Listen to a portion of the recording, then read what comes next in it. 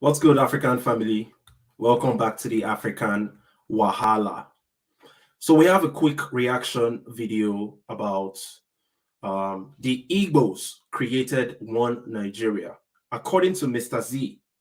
Now, I'll be honest with you guys. I respect Mr. Zee. The guy is intelligent. He knows some history. He has some good YouTube following.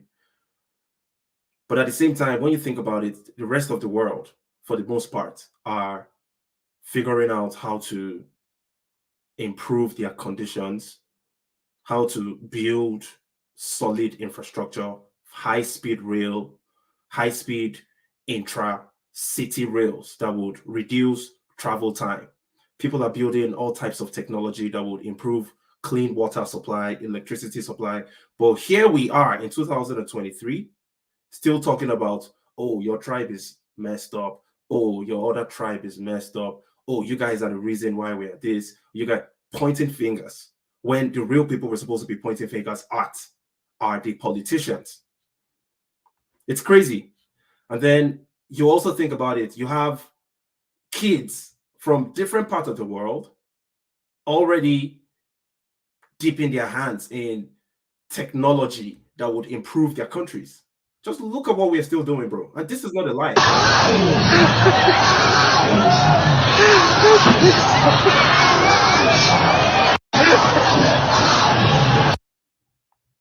Anyways, the point is, there is a reaction video from Mr. Zee that I'm about to play for you guys. We would react to it together. Check it out. Majority of my Igbo brothers, they don't want to hear the word one Nigeria. But one Nigeria was created by Igbos. I will explain to you. Even before we gained our independence, our founding father, they see the differences between Nigerians. They see the difference in culture, different in religion, and they agree to practice regional system of government. A system of government that will give every region an autonomous power.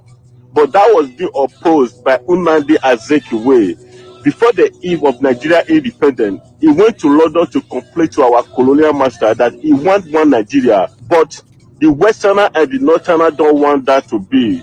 Even though after our independence, Nigeria practiced regional system of government, we have in the north Sir Ahmadu Bello, in the west Awolowo, and in the east we have Nnamdi Azikiwe. But that system of government was being interrupted when Nigeria experienced a first military coup d'etat that was being carried out by an Easterner. Though Agui Iromsi and Iboma stopped the military coup d'etat, everyone expects Agui Iromsi to maintain the system of government that was created by our founding father, regional system of government. What did Agui do?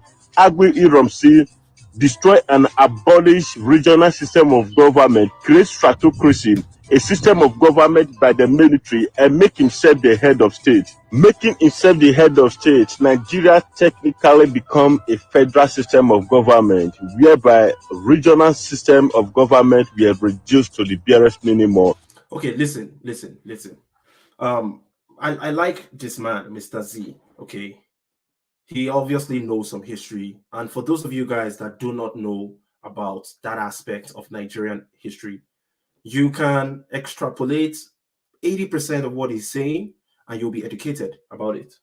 But he made 2 points. If Nnamdi Azikiwe pled for one Nigeria, according to Mr. Zee, prior to independence in 1960, Nnamdi Azikiwe went back to the colonial masters.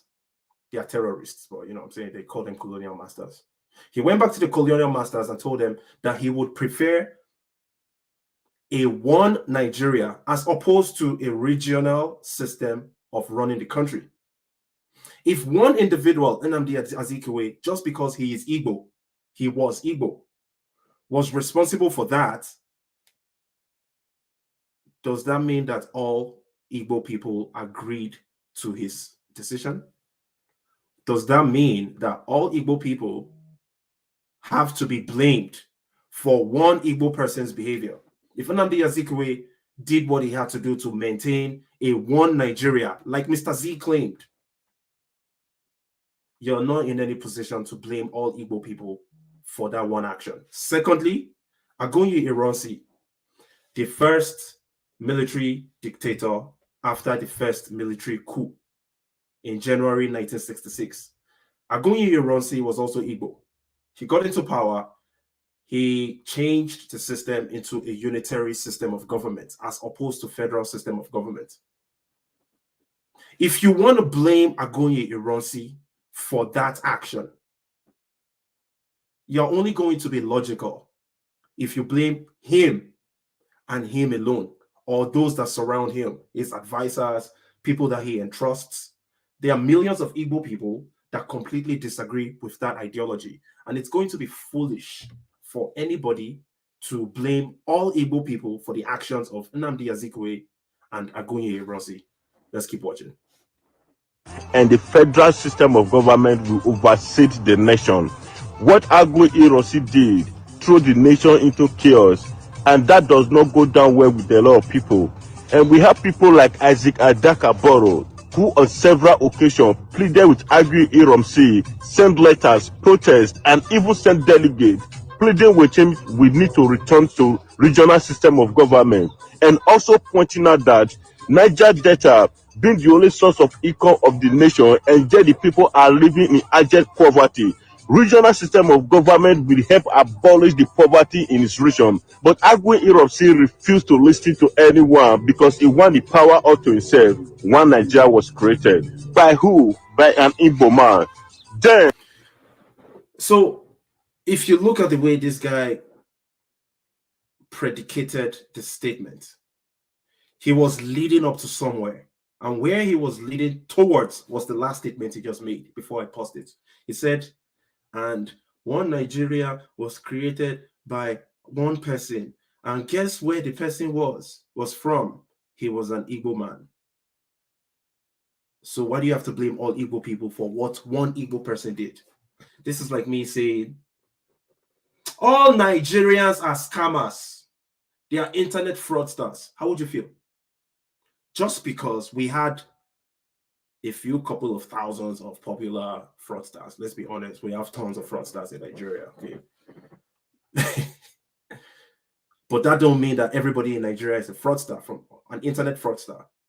As a matter of fact, the vast majority of people in Nigeria are not it. They don't even know nothing about that stuff. The vast majority. Maybe one of the reasons why it is prominent, you would easily attach Nigeria to internet fraud, is because we have a high population, and from that high population, a tiny fraction still makes up a huge number that would have some sort of influence. But that don't mean that all Nigerians are internet fraudsters. And that's the same thing that my brother here is doing, Mr. Zee. And I like the guy, to be honest with you. This is no sly on Mr. Zee. This is no disrespect to him. But you can't blame all Igbo people for the actions of Agonye Ironsi. You can't blame all Igbo people for the fact that Agonye Ironsi refused to listen to Isaac Adakaboro. Isaac Adakaboro was the first person to declare an independent state out of Nigeria. I believe that was in 1965 or 66. Because everybody has been trying to get out of this country. This country has punished people. So people have consistently been trying to get out of Nigeria for the last 60 years. But each time they try, they are met with violence, guns, brutality, bloodshed. That's what always happens. Isaac Adakaboro eventually was coerced by the Nigerian side, led by Yakubu Gowon, to join their side and fight against the Biafrans. And this is not even on history. This conversation is not about Biafran war. This is about blaming one group of people for the problems in Nigeria. Nobody should do that. You can't do that. You're not in a position to do that. and Isaac Adakaboro went ahead and declared the Republic of Niger Delta, and he created his own militant. When Agonye Ironsi saw that Isaac Adakaboro declared Republic of Niger Delta, Ojukwu moved to stop Isaac Adakaboro. They fought the Niger Delta militant for good 12 days. After the battle, Then Azikadaka Boro and his men, they lost the battle, and Agui Iromsi arrest Azikadaka Boro. And just so you know, this part of history might be a little bit misconstrued. What happened was that the Niger Delta area was supposed to be a part of Biafra, all right? But Isaac Adakaboro, one of the Nigerian military guys back then, declared independence of the Niger Delta area, and the Biafra land encompasses Niger Delta area. So Ojukwu was against that situation, as well as Agunyi Ironsi. And I just wanted to put that out there. The Niger Delta area was a part of Biafra, but we'll see what the future holds. Try him for treason, and he was in prison awaiting his execution when the Northerners, they planned their counter coup. Don't forget, the Igbos, they planned the first coup in Nigeria, and the Northerners, they also carried out the counter coup, and Agui Iromsi was killed while Azikadaka Boro was still in the prison. And then Jakubu Gowon became the head of state. After the counter coup, all the Igbos, they became victims everywhere. They start killing. After the counter coup, all the Igbos became victims everywhere because of the action of a few Igbo people.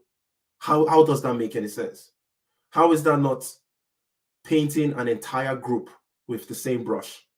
Did all Igbo people agree to the coup that was staged by Aguiyi Ironsi and the other people? Absolutely not. It doesn't make any sense for you to just randomly start blaming an entire group for the action of a few. It makes you actually look very horrible. It makes you a horrible person. The Igbos, and that was what moved Ojukwu, who helped Agui Iromsi to stop Azikadaka Boro from declaring Niger Delta Republic. Ojukwu, ironically himself, went ahead and declared the Republic of Biafra. Then Azikadaka Boro was still in prison, and Nigeria was thrown into the second civil war. Then, when the Biafra led by Ojukwu and Nigeria. Okay, there has only been one civil war in Nigeria between 1967 and 1971. He just said the second civil war. Maybe that was a pure mistake. It's possible. But just so you know, if you come across this video, there has only been one civil war. Although we have been in a perpetual war against the Nigerian state has been in a perpetual war against its people by constantly giving us nothing but poverty, terrorism, lack of infrastructure, and the most unimaginable level of corruption you can find in any government of the world. That's what Nigeria has offered its people. So technically, we've been in a perpetual war, but there has only been one official civil war. Just thought I'd put that out there. Nigeria, led by Gowon, went into the civil war. Azikadaka Boro, who was still in prison, wrote letter to Jakubu Gowon telling him that Ojukwu cannot eat his cake and have it. Ojukwu and Agui Rossi said one Nigeria, and one Nigeria it will be. They stopped him from declaring Niger Delta Republic, and they can never have the Biafra. He pleaded with Gowon to release him from prison because he had an unfinished business with Ojukwu. Then Jakubu Gowon, knowing that Azikadaka Boro felt betrayed by the Igbos, immediately released Azikadaka Boro from prison and make him a major. Then Azikadaka Boro used his power as a major to enlist all his fellow militants into the Nigeria army, and they fought alongside Nigeria army to defeat the Biafra. If you know the story about the civil war, Azikadaka Boro and his men, they are the one that helped Nigeria army to win the Biafra. Believe it or not, because the Niger Delta militants, they know the land, they know the river, they know everywhere, and with the ability to speak every language, they were the one that carried out those atrocities during the war. They were the one that finished all the Igbos everywhere because they had the grievances. They felt betrayed by the Igbos. The Igbos stopped them from declaring. Wasn't that civil war mostly impacted by the food blockade? I believe that's what it was. It wasn't about no Niger Delta militants fighting against the Biafrans on the side of the Nigerians to end it. No, it was a food blockade that ended the war. Because at some point, the Biafrans were holding their own to a large extent. And the Nigerian side decided to implement cutting off food supply to the east. And that ended the war eventually. Kids, women, millions of people died of starvation, of malnourishment. That's what happened in the war. Niger Delta Republic. Why would the Igbos want to have Biafra? Because of Isaac Adaka Boro. This man fought tirelessly alongside Nigeria army, though he was eventually killed near Okrika, River State, the present-day River State. But that man is dead with the Igbos because Ojukwu and Agui Romsey stopped him from achieving Niger Delta Republic. And that was one of the reasons why Ojukwu also could not achieve Biafra. You said one Nigeria, and one Nigeria it will remain. As a vast historian, I have been sent to give all Nigeria the truth. I'm Mr. Zee, and I will be back. So, like I said earlier in the video, I like Mr. Zee. I'll be honest with you guys. I actually do respect him. The guy is articulate. He knows a lot of history, but you have to be careful who you listen to, including me, because sometimes people might peddle wrong information. It might be unknowingly. But the most important thing that I need you to pick out of this reaction video is you cannot blame an entire group based on the action of a few people, few individuals in the group. It makes no sense. If Ojukwu and Abgoye Ronsi and Nnamdi Azikiwe all wanted one Nigeria, those are three people, just three, okay? Anyways, you get it, three people. No way should the actions of three people be used to represent millions of other people from the same group. Thank you for watching the African Wahala. Like this video, share the content, subscribe to the channel. Do not forget to click on the subscribe button. And I know a lot of you guys, you have a love-hate relationship with me because sometimes I'm cussing out your favorite politicians like Peter Obi, because I don't like none of them. I don't like none of these politicians, none. But I'm still logical enough to know that APC, PDP, these are criminal organizations. APC is the worst criminal organization in the entire world.